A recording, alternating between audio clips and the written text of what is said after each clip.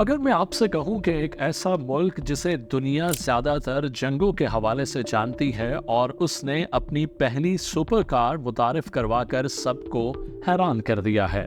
जी हाँ, हम बात कर रहे हैं अफ़गानिस्तान की।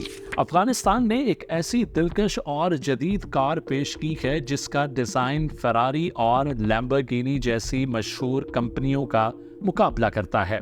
ये कार मुकम्मल तौर पर नौजवान अफ़गान इंजीनियर्स की टीम ने खुद तैयार की है। चलिए आइए जानते हैं कि इस हैरानकुन पेशरफ्त की मुकम्मल कहानी आखिर है क्या।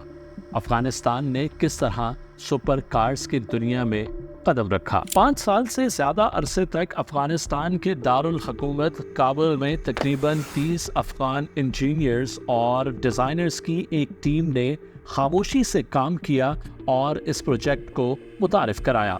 ये टीम ENTOP और अफ़गानिस्तान टेक्निकल वोकेशनल इंस्टीट्यूशन से वाबस्ता थी। उन्होंने एक मुकम्मल काम करने वाली सुपर कार मुतारिफ कराई जो एक ऐसे मुल्क से आने की तवक्को नहीं रखती थी जो कई दहाइयों से बदअमनी का शिकार रहा है। ये कार 2023 में पहली बार दुनिया के सामने पेश की गई। इब्तदा में इसका नाम माडा 9 रखा गया था, बाद में इसे सिमर्ग का नाम दिया गया। टेक EB ब्लॉग के मुताबिक इस कार के खालिक ये पैगाम देना चाहते थे कि अफ़गानिस्तान सिर्फ तबाही और सियासी अदम इस्तेहकाम की कहानियों तक महदूद नहीं है, बल्कि ये मुल्क फ़न, इंजीनियरिंग और उम्मीद भी पैदा कर सकता है। माडा 9 को बैनुल-अक़वामी सप्लाई चेन, CNC मशीनों या विंड टनल टेस्टिंग तक रसाई के बगैर तैयार किया गया। इसके बावजूद टीम ने एक एरोडायनामिक डिज़ाइन तैयार किया। ज़्यादातर पुर्जे बशमूल सस्पेंशन और चेसिस हाथ से बनाए गए या मुकामी तौर पर तैयार किए गए, जो कि सुपर कार की तैयारी में इंतहाई नायाब बात है। इस मंसूबे पर काम करने वाले इंजीनियर्स और तुलबा ने गाड़ियों के डिज़ाइन की तरबियत ऑनलाइन कोर्सेज, यूट्यूब वीडियोस और ट्रायल एंड एरर के तरीकों से हासिल की। ये सब इस बात की निशानदही करता है कि जहां बाज़ाब्ता इंफ्रास्ट्रक्चर मौजूद ना हो, वहां खुद सीखने और वसाइल के मौसर इस्तेमाल की कितनी ताकत हो सकती है। माडा 9 को सबसे पहले सन 2022 के आखिर में काबुल यूनिवर्सिटी में अवाम के सामने पेश किया गया।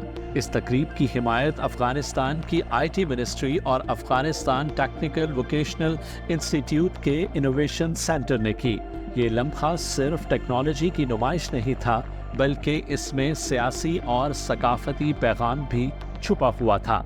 तालिबान से मुंसलिक मीडिया ने जल्द ही इस सुपर कार की तस्वीर और वीडियोस सोशल मीडिया पर शेयर की, जिनमें ये खूबसूरत और नीचे झुकी हुई गाड़ी बर्फ से ढके ट्रैक पर घूमती हुई देखी जा सकती थी।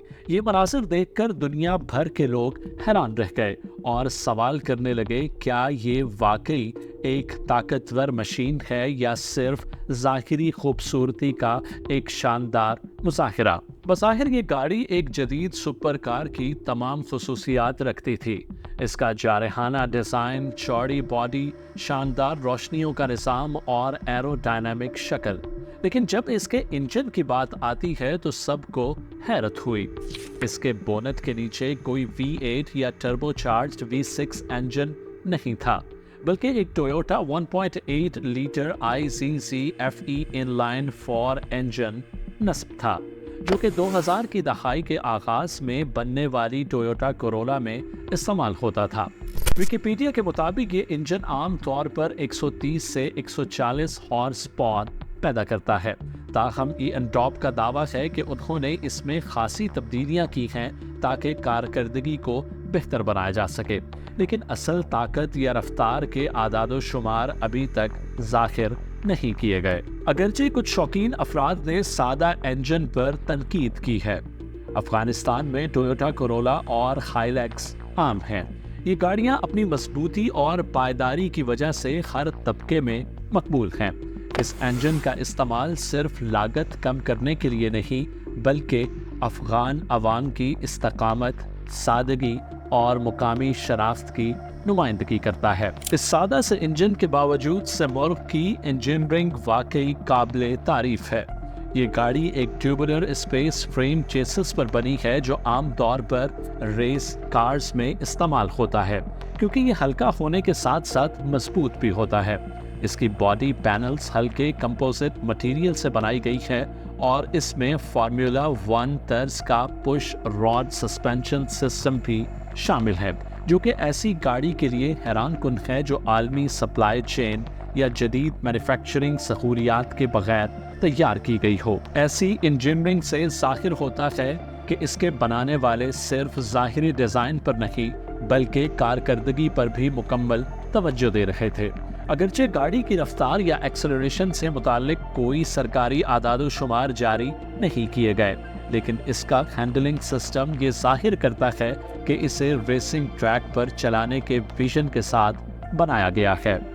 ٹاپ کے چیف آپریٹنگ آفیسر اور چیف انجینئر محمد رضا احمدی نے بتایا کہ ان کا طویل مدتی مقصد یہ ہے کہ سیمورغ کو عالمی سطح پر پیش کیا جائے، نہ صرف ایک نمائش کے طور پر بلکہ ایک حقیقی موٹر اسپورٹس مقابلے کے حریف کے طور پر۔ ان کا سب سے بڑا خواب اسے دنیا کی مشہور اور سخت ترین کار ریس لی مانس 24 آورز کی دوڑ میں شامل کرنا ہے، لیکن اس خواب کی تعبیر کے لیے انہیں ایک بڑی رکاوٹ کا سامنا ہے۔ پروڈکشن اور بین الاقوامی مقابلے کی تیاری کے لیے انہیں 30 ملین یوروز کی فنڈنگ درکار ہے۔ جیسے جیسے اس گاڑی کو توجہ ملتی گئی اس میں ایک اہم تبدیلی آئی، مگر یہ تبدیلی مکینیکل نہیں بلکہ شناخت سے متعلق تھی۔ اس کا نام مانا 9 سے بدل کر سیمرغ رکھ دیا گیا۔ سیمرغ ایک فارسی پرندہ ہے۔ فارسی ادب اور صوفیانہ فلسفے میں سیمرغ ایک عظیم تقریباً الخامی مخلوق کے طور پر جانا جاتا ہے جو اجتماعی شعور، روحانی پختگی اور اثر نو جنم کی نمائندگی کرتا ہے۔ اکتوبر 2023 میں سیمرغ نے اپنی پہلی بین الاقوامی نمائش جنیوا انٹرنیشنل موٹر شو میں کی جو اس سال دوحہ قطر میں منعقد ہوا۔ وہاں آنے والے افراد اس کی فیوچرسٹک لک، تقریباً بیٹ موبائل سے مشابہ ڈیزائن کو دیکھ کر دنگ رہ گئے۔ کالے رنگ کی باڈی، LED لائٹ سے مزین، ابھرے ہوئے فینڈرز، وائڈ ایروناٹک اور ایک زبردست ریئر ڈیفیوزر، چوڑے الائی ویلز اور اس کی نیچی خمدار چھت نے اسے ایک جارحانہ اور اسپورٹی لک دی جو کسی ہائی پرفارمنس کار میں ہو سکتی ہے۔ لیکن شو روم کی چمک کے پیچھے سیمرغ ابھی ایک پروٹوٹائپ ہی تھا۔ اس کے دروازے آسانی سے نہیں کھلتے تھے، ونڈ شیلڈ کی سیلنگ غیر معیاری لگتی تھی اور اندرونی حصہ ابھی مکمل نہیں تھا۔ ایک سادہ سا ڈیش بورڈ اور کچھ جگہوں پر ٹرم موجود ہی نہیں تھی۔ کرٹکس نے ان خامیوں کی نشاندہی کی، لیکن زیادہ تر لوگوں کا ماننا تھا کہ کابل جیسے شہر میں محدود وسائل اور سہولیات نہ ہونے کے باوجود ایسی گاڑی بنانا بذات خود ایک غیر معمولی کارنامہ ہے۔ یہ لانچ کنٹروورسی سے خالی نہیں تھی۔ طالبان حکام گاڑی کی تقریب رونمائی میں نمایاں طور پر شریک ہوئے۔ عبدالباقی حقانی نے، جو طالبان حکومت میں افغانستان کے وزیر تعلیم تھے، اس منصوبے کو ترقی کی علامت قرار دیا۔ ایک اور ترجمان نے سیمرغ کا موازنہ بوگاٹی سے کرتے ہوئے کہا کہ یہ افغانستان کے لیے قومی فخر کا باعث بنے گا۔ ان بیانات نے عالمی سطح پر بحث چھیڑ دی۔ ناقدین نے سوال اٹھایا، کیا وہ گروہ جو خواتین کے حقوق اور علمی آزادی کو دباتا ہے واقعی ٹیکنالوجی کی ترقی کا حامی ہو سکتا ہے؟ کچھ لوگوں نے اسے ایک سیاسی ناسمجھی قرار دیا کہ ایک سپر کار کو نمایاں کیا جا رہا ہے جبکہ ملک میں انسانی بحران جاری ہے۔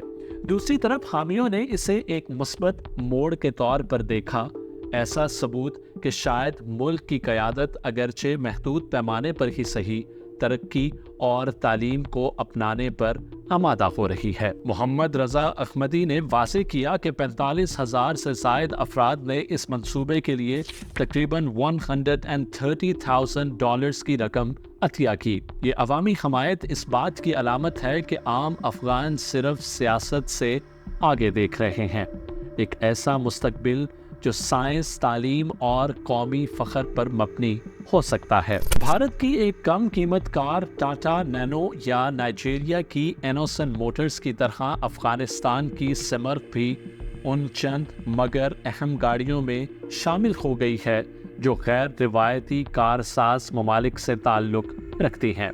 سمرتھ کا مستقبل چاہے جیسا بھی ہو، یہ بات طے ہے کہ یہ منصوبے فراری یا بگاٹی کا مقابلہ کرنے کے لیے نہیں، بلکہ دنیا میں اپنے ملک کی شناخت کو ایک نئے زاویے سے پیش کرنے کے لیے بنائے گئے ہیں۔ اگر آپ معلوماتی اور تجزیاتی ویڈیو میں دلچسپی رکھتے ہیں تو چینل سبسکرائب کریں اور بیل آئیکن ضرور دبائیں تاکہ نئی اپڈیٹس آپ تک فوری پہنچ سکیں۔ اپنا بہت سا خیال رکھیے گا، ملتے ہیں اگلی ویڈیو میں، تب تک اللہ حافظ۔